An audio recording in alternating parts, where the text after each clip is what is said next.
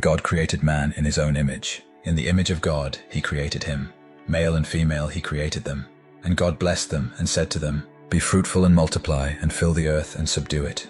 That is how the world's most famous legend begins, the legend of Adam and Eve. According to the Bible, the entire population of Earth, including you and me, are their descendants.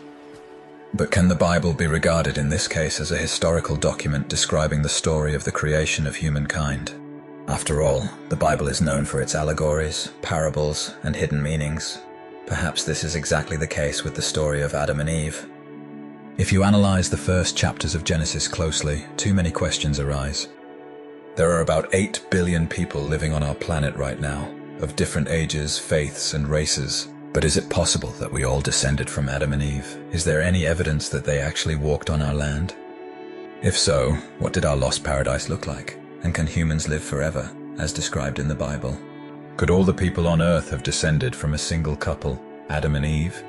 The Old Testament is the part of the Bible that describes in detail the history of the Jewish people prior to the birth of Christ. According to many scholars, over the past century, so much archaeological evidence has been discovered confirming the events described in the Old Testament that this book can be considered the first historical work. Despite the fact that it has been compiled for 600 years. That's a very long period of time. There are probably no other books or publications that have been written by different authors over such a long period of time yet remain so consistent with one another. Scientists have discovered the ruins of Sodom and Gomorrah, evidence confirming the existence of the Tower of Babel, and even what are believed to be the remains of Noah's Ark, as well as proof of the Great Flood. But are there any actual artifacts that suggest Adam and Eve really existed? The Old Testament clearly states that Adam lived a total of 930 years, and then he died. In other words, after being expelled from paradise, Adam and Eve walked the earth for nearly 1,000 years. That's a considerable amount of time, after which there should have been at least some traces of their actual existence. Evidence. And strange as it may seem, each of us has come across one of them. Most believers, when looking at the crucifix, know that at the bottom, beneath the base of the cross of Calvary, there is a depiction of a skull and 2 crossed bones. According to tradition, these are the remains of Adam himself. Thus, the Bible explicitly identifies Golgotha as the burial site of our forefather. This place holds fateful significance for all of humanity. According to legend, during the crucifixion of Jesus Christ, the Savior's blood, flowing down his body, fell upon the head of the first man, who was buried beneath Golgotha, and it was in this way that the sin committed by the first man in the Garden of Eden was washed away. How did Adam and Eve end up in Jerusalem in the first place? The Bible is silent on this matter. However, the Quran and the ancient hadiths, the traditions recording the words and deeds of the Prophet Muhammad, provide a detailed account of our first parents' life outside of paradise. You might be surprised to learn that Muslims also believe in the common ancestors Adam and Eve. According to their account, after the fall, Adam and Eve were separated for a long 200 years. They each prayed to God for forgiveness until they met at Mount Arafat near Mecca. After completing the Hajj and receiving forgiveness, Adam and Eve set out for what is now Syria, where their numerous descendants were born. Sensing that the days allotted to him by the Creator were coming to an end, Adam chose a plot of land and dug 2 caves, one inside the other, where he was later buried. It is noteworthy that a certain cave, Adam's tomb, is mentioned not only in Muslim texts, but also in Jewish ones. However, this cave did not become Adam's final resting place. During the flood of Noah, when the Lord said to Noah, "Go into the ark, you and all your household, for I have seen that you are righteous before me." The fact is that there, in the ark, besides Noah and his family, were also the remains of Adam and Eve. One of Noah's sons, Shem, fulfilling his father's covenant, went to the Holy Land after the flood and reburied Adam's remains in Jerusalem. The very name Golgotha, which translates from Aramaic as skull, seems to suggest that the first man is buried here. And it would seem there is the answer. If there is a real grave, then Adam must have existed. However, the burial site of the first man has not yet been found. Meanwhile, any resident of Jerusalem can confidently point out the site of Christ's crucifixion. Today, the Church of the Holy Sepulchre stands there. 80% of archaeological finds, or objects of interest to Christians from the perspective of biblical archaeology, remain buried and have not yet been excavated or discovered. Are Adam's remains in the Church of the Holy Sepulchre? No one can answer that question today. Archaeological excavations on its grounds are prohibited. Some believe that any intervention could damage the already fragile foundation, but scientists have a different theory. Perhaps priests don't allow scientists to search for Adam's bones because they aren't there, and they are actually found somewhere else entirely. About 400 years ago, in Hebron, near the Cave of the Patriarchs, Christian pilgrims were able to venerate the relics of Adam, the first man. Hebron is the largest city on the west bank of the Jordan River. It is here that the Cave of the Patriarchs is located, a place sacred to all Jews. According to the book of the Zohar, the main source of Kabbalistic teaching, Adam, passing by this cave, saw a light coming from it, which he mistook for the light of paradise and bequeathed to bury himself in this place. A generation later, Abraham, a descendant of Adam, would see that very same light and hear a voice proclaiming that Adam and Eve were buried there, and that Abraham, Isaac, and Jacob, along with their wives, would also be laid to rest there, and so, according to tradition, it came to pass. Today, when people speak of the Cave of the Patriarchs, they are referring to a magnificent structure built 2,000 years ago. In the 12th century, following the Arab conquest, the building was converted into a mosque, and access was forbidden to non-Muslims. It was not until 700 years later, after Hebron was captured by the Israeli army during the Six-Day War, that non-Muslims were permitted to enter the building. Throughout history, only a few people have ever ventured inside the caves themselves. Based on the accounts of pilgrims, it can be concluded that the burial chamber of the forefathers consisted of a double cave connected by a passageway. This is the very same double cave that, according to the Quran, Adam dug.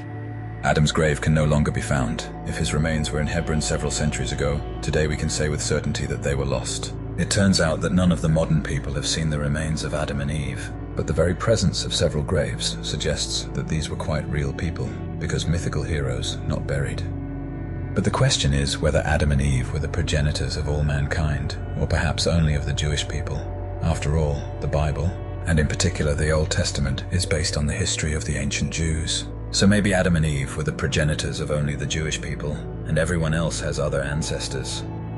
The legends of many different peoples show remarkable similarities when it comes to the origin of humankind. For example, the Vikings believed that the first man, Ask, was created from an ash tree, and the first woman, Embel, from an elm tree, and that Odin breathed life into them. The Persians regarded Mashia and Mashiani, the first married couple, as their ancestors. In virtually every ancient mythology, we come across prototypes of Adam and Eve. But where does such unanimity come from among peoples who have never crossed paths with each other? After analyzing thousands of DNA samples from all over the world, scientists were stunned. It turns out that traces of a common ancestor, the mitochondrial Eve, remain within each of us. Moreover, we can not only state with certainty that all of humanity descended from a single woman, but we can even imagine what she looked like. Thanks to DNA, all the information about a person is encoded in these networks of protein molecules. It is a kind of blueprint, a set of rules that the body follows to reproduce its own cells, but DNA changes over the course of a person's life. Sometimes glitches, malfunctions, and mutations occur. However, in the 1980s, scientists made a revolutionary discovery. They discovered another type of DNA found in mitochondria, the energy centers of every cell. And the information stored in mitochondrial DNA remains virtually unchanged across generations. The genetic code in these chromosomes is passed down from generation to generation unchanged. In all other chromosomes, the genetic material we inherit from our mother and that from our father mix and get shuffled. Geneticists conducted a simple experiment. They collected samples of mitochondrial DNA from several thousand people from different parts of the world. And the results of the analysis astonished the scientists. They turned out to be virtually identical in everyone. It was as if a single woman had passed on her DNA to all of humanity, and it had remained unchanged over time. This woman, our common foremother, was named Mitochondrial Eve. There have been a great many studies, a great many conferences, and not a single geneticist in the world would think to doubt the unity of humanity. Mitochondrial DNA, the existence of Mitochondrial Eve, her existence in Africa, or her existence more than 100,000 years ago, all of these are just as reliable scientific facts as, for example, the geographical fact that Africa exists. It turns out that our common ancestors, let's call them Adam and Eve, did indeed exist. At the very least, Eve definitely existed. But what did she look like? Thanks to the sequencing of that very DNA, we can confidently picture her and even draw her. And judging by the results of recent studies, she was a very striking woman. It turns out that Eva was more like a European type of person. It turns out that Eve was more similar to people of European descent. This means that if God created Eve from Adam's rib, then, in essence, Eve was a clone of Adam, with the same set of genes, differing only in one sex chromosome, X and Y. That is exactly how cloning works. Taking DNA from one organism and using it to create an identical copy. Perhaps that is exactly what the Creator did. The only difference is that Eve was not a perfect clone of Adam, because she was a woman. This means that if God created Eve from Adam's rib, then, in fact, Eve was a clone of Adam, with the same set of genes, differing only in one sex chromosome, X and Y. This is exactly how cloning works. We take DNA from one organism and use it to create an identical copy. Perhaps that's exactly what the Creator did. The only difference is that Eve was not a perfect clone of Adam, because she was a woman. Adam has a set of XY sex chromosomes like any man, and Eve has XX. The Creator could have simply doubled Adam's X chromosome and Eve was born. However, scientists questioned the primacy of men. It is known that initially all human embryos are female, and only then, already in the process of development, some of the embryos turn into males. And scientists from the United States at the end of the last century examined the remains of ancient people who lived in the cave period, and found out that the female X chromosome is older than the male Y chromosome by 80,000 years. This means that men on Earth appeared as a result of a mutation of the female chromosome. If Eve was older than Adam, then how could they possibly meet and produce offspring? Maybe Adam wasn't the only man, and Eve wasn't the only woman. There are many points in the Bible that suggest this idea. We know that Adam and Eve had two sons, Cain and Abel. The book of Genesis goes on to say, "And Cain departed from the presence of the Lord and dwelt in the land of Nod, east of Eden. And Cain knew his wife, and she conceived and bore Enoch. And he built a city, and named the city after the name of his son Enoch."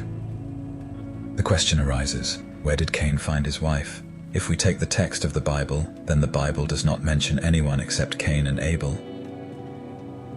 But Cain needed to marry someone. He got married, and of course, he had children. It turns out that he married one of his sisters because there were no other people besides Adam and Eve, created by God, and their numerous children. Adam's sons had to marry their own sisters, because there were simply no other women. But what about the ban on marriages between close relatives? However, this was not always the case. There is a mention in the Old Testament that Abraham married his paternal sister. The book of Genesis says, "And Abraham said, 'Yes, she is indeed my sister. She is my father's daughter, only not my mother's daughter, and she has become my wife.'" The prohibition of close relatives to marry appeared only in the time of Moses, when God gave the people of Israel the law. This restriction also applies in our time. The reason is very simple. It is too likely that siblings will have children with disabilities. But why didn't this danger spread to the first generations of people? Humanity accumulated genetic errors, and the first people were perfectly genetic, so the marriage of brother and sister was safe. But what if they weren't sisters after all, but some other women who lived on Earth at that moment, or vice versa?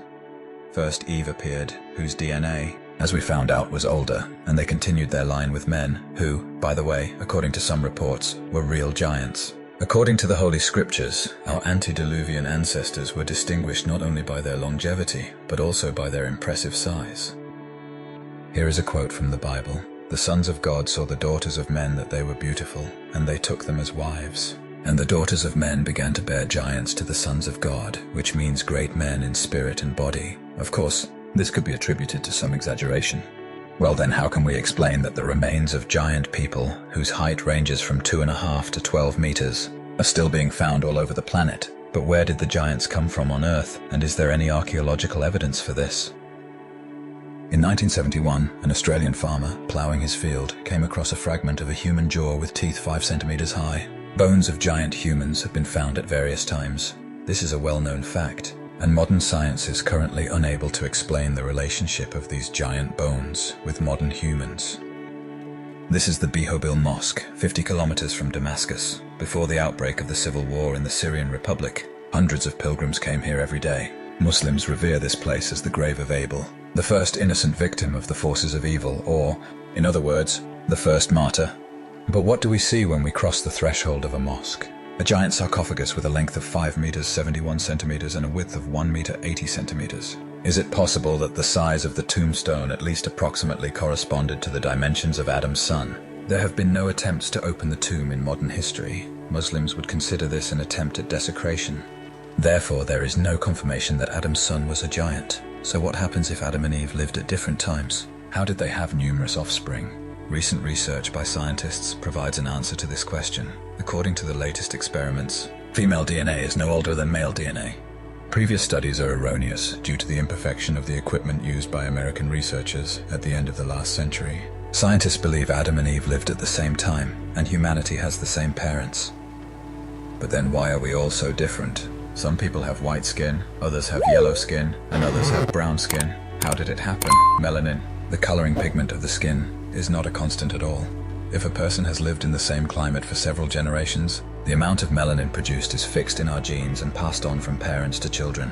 It turns out that finding the progenitors of humanity is not an easy task in even our age of advanced technology, which means that the Creator, who is also the Lord God, did not just leave mankind his tricky puzzle.